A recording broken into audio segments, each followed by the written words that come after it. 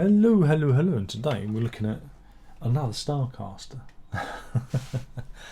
This is a Fender modern player Starcaster from 2013 in aged cherry burst. There we go. This was a bit of a what do they call it, a grail guitar. This is a guitar that I wanted to get my greasy little mitts on, and I thought once I'd offloaded a few of the Alan Harwood guitars, I'd try and get one of these in, because I wanted to see if it was better than the Squire version. Now again, not everyone's going to be watching these videos in sequence. I need to explain.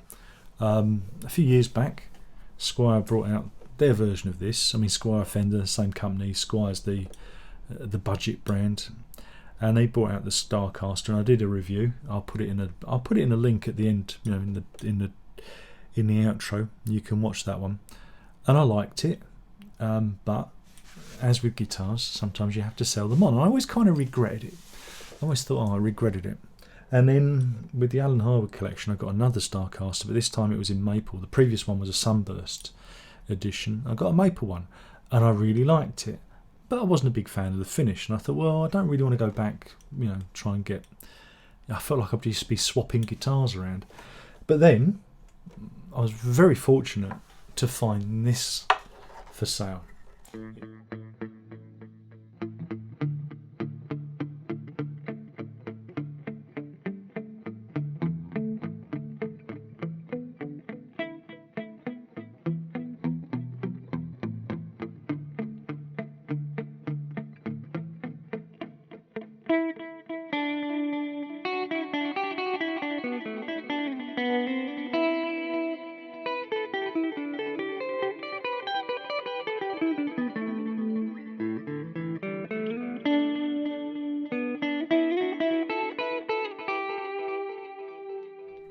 It popped up in my suggestions, because you know I have little search things looking for these items, and it popped up, and it was of a really good price, because these are, again, the price of these are all over the place, and sometimes you can see them cheap, sometimes they can be very expensive. They can be almost twice, well, again in America, almost twice the price, even more.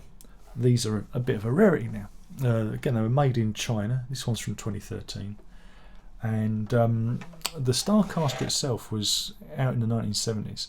It was Fender's reply to like Gibson's hollow body.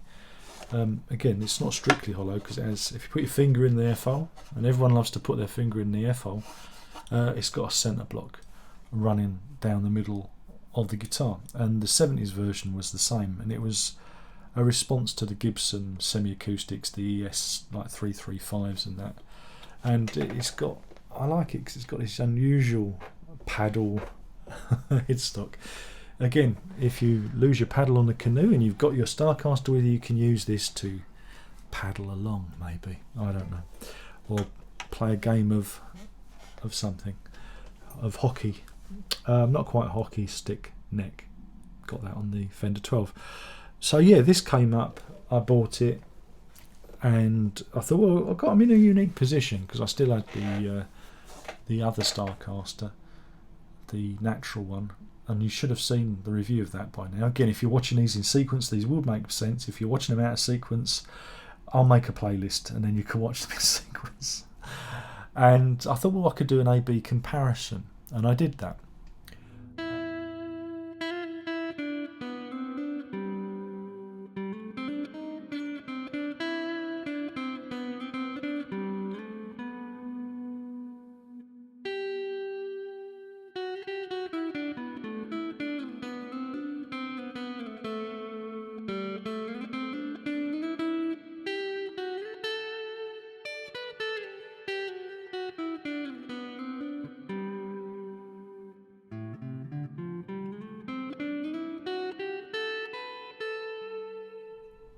Now, again, we'll do some specs on this. Again, the actual spec page of this is long gone. I don't like that about Fender. Off their website, they should keep an archive of all their guitars so you can look up their specs, and they don't do that. Once they're gone, they're gone. I mean, I suppose I could try and maybe use the Internet Archive to find it, but here is an entry from Gear for Music website. It's got a C-shaped neck, 22 frets, medium jumbo frets at that, 9.5 inch fingerboard radius, a maple neck, fingerboard obviously, scale length of 25.5 inches. Again, it doesn't tell you what the body is. I think the body is maple. I think it's a maple body. Here it's, like I say, it's an aged cherry burst. I think that's right. It's got a twin humbucker configuration. These are Fender wide range humbuckers, very similar to the Squier version. 3-way toggle switch, 2 tones, 2 volumes, chrome hardware, and you've got the skirted knobs. We love a skirted knob, don't we? Who doesn't love a skirted knob? And yeah, I mean, the immediate thing you notice about this is that it's heavy. It's a dense guitar. It's really heavy compared to its Squier counterpart, and the quality of it, it's just a little bit more quality. The edges are rounded on the binding. The binding's nicer. The burst itself is just, again, I don't know if the camera really picks it up, but it's one of the best bursts I've ever seen. It's got kind of a bit of a red and brown in it, and it's really good. I think it comes a bit more ready on the camera. It's a bit more, yeah. It just looks really good.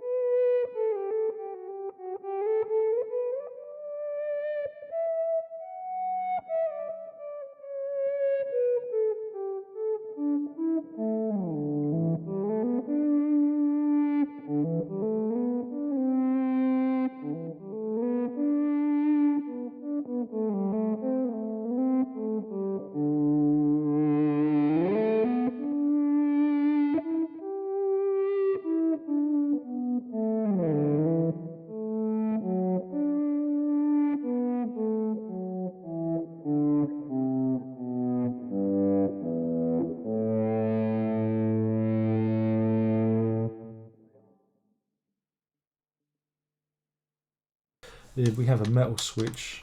Again, the quality of the switches and the knobs are better, not the tuners. Tuners are the modern style tuner. I prefer the classic style where you feed the string into the tuning peg. It makes it a bit easier for me to get strings on. It's just a preference. And you've got a Tune-O-Matic bridge. Again, very much what you'd see on a Gibson style guitar.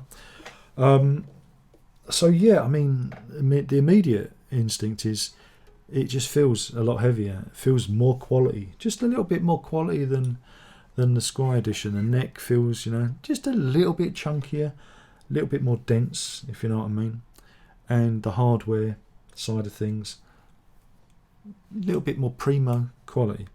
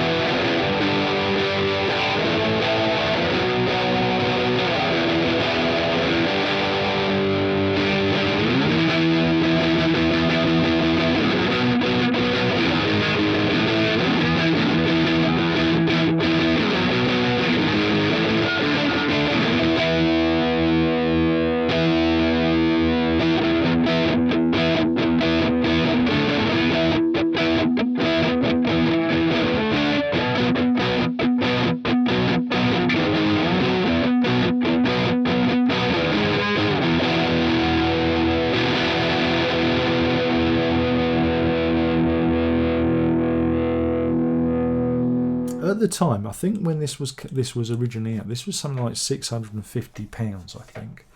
I missed it in 2013. It skirted me by. It's a shame, because if I'd have seen it, I'd have probably given it a go back then. But I missed it for some reason. It happens. These things happen. And so it was only when the Squier version came around that I thought, you know, here's my chance. Here's my chance to, you know, try one out. And again, there are not many Squier semi-acoustic electrics. There's this, and I think the Coronado, and there was a version of that back in 2013 as well. I should try and get one of those as well, see what that's like. I'm a Fender nut. I can't help it. It's my thing. So yeah, getting this for the price, and again, it was only a little bit more than its original list price back in the day. Was a good find, because like I said, you can get crazy prices, and this one is really in really good nick. It's almost, you know, it's it's in really good nick. And I've got 3 modern player guitars now. I've got this, I've got the Telecaster, and I've got a Jaguar as well. That 2013 period was a really good period for guitars from Fender. But I'll do another video about that another time. So yeah, in comparison, I mean, I'm doing an A/B kind of comparison video with the Squier. That's for another day. My general advice is, if you don't want to spend lots of money, buy the Squier.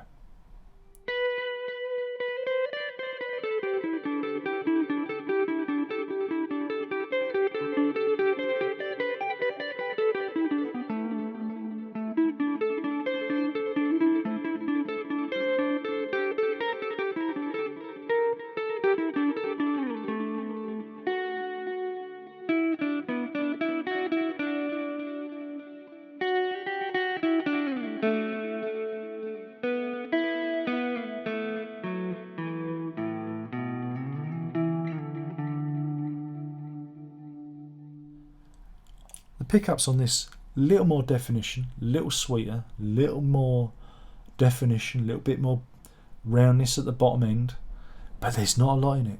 There is not a lot in it, and that's the thing. There's not a lot in it. The Squier edition is a worthy guitar.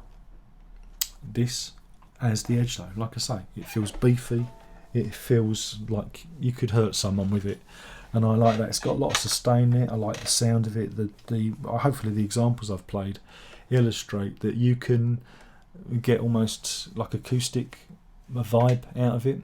And you can also, when you crank up the distortion, you get quite a rocky old guitar. Again, the Starcaster, I think Radiohead, is it one of the Greenwoods in Radiohead, have used them.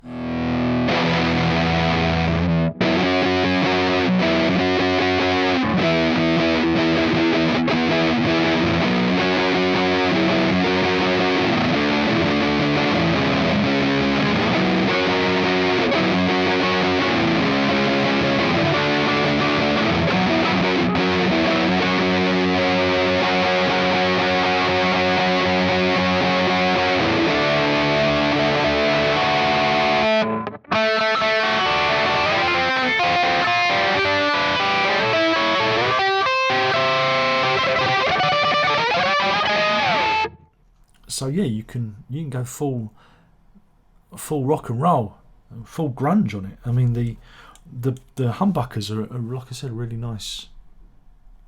I like them a lot. So yeah, I really like this guitar. I'm really pleased that I got one, and I just love the quality of the finish. Whoops, there goes the chandelier. It looks old and modern at the same time, you know, and I don't know, and I like the way it's got this kind of offset feel to it, so it kind of sits, you know, when I'm sitting down, just kind of hangs, you know, nicely. Whereas some of the Epiphone Gibson semi-acoustics I've played, they tend to want to slip off my lap, whereas this just feels right. So yeah, I love them. I think this is great. And if you're looking for, if you're a bit of a snob, if you're a bit of a Fender fanboy or addict, and you're looking at one of these, and you can get it for a good price. Again, there's like I said, these are termed now. You see them on the adverts, a rarity. You know, they're not as common as you might expect them to be. Especially the age burst one. There's a lot of natural and black. There are 3 colours. This natural, which is like just a maple colour, and the black edition. But I think this is the best one. If you can get it for the right price. But you're looking at paying maybe double or more, even triple, maybe quadruple the price that you'd pay for the Squire edition.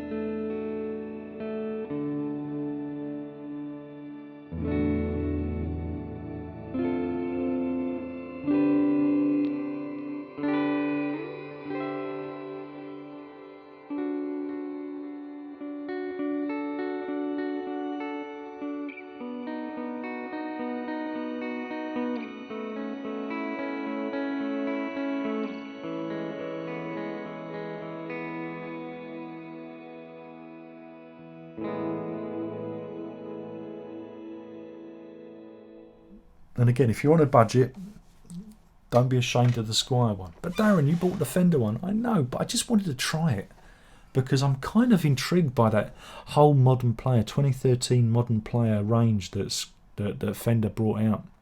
Because I've had some really good experiences, like with this and the Telecaster, and I've got a Jaguar which I haven't done a video on yet, which I've got to show you. So yeah, absolutely thumbs up. I think it's a great guitar. And I like Fender because they take risks and they do weird shit, and this is a weird guitar, you know, and it's I think it's a unique thing. And I always think that guitars should it's like a meal, you know, you take your first bite with the eye with the meal. Guitars are the same. It should, when you look at it, you should look at it should be a piece of art, it should be a piece of sculpture, it should be, you know, there should be an aesthetic to it that makes your heart just kind of elevate. It should elevate you and want you to reach for it. It shouldn't be, you know, common or garden. It should be remarkable, and I think this is a remarkable instrument, and a remarkably looking instrument too.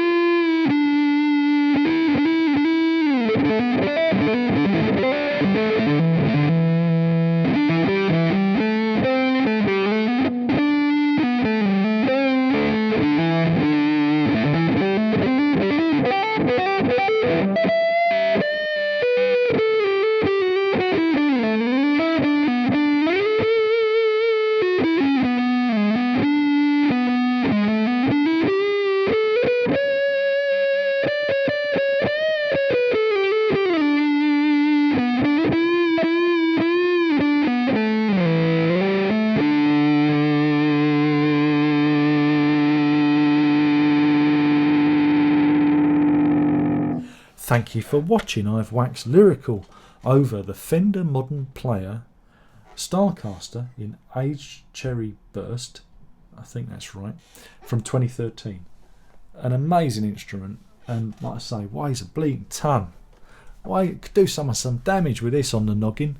And that's it. Thank you for watching. There's only one more thing left to say, by now you should know what that is, and that is ta-ta.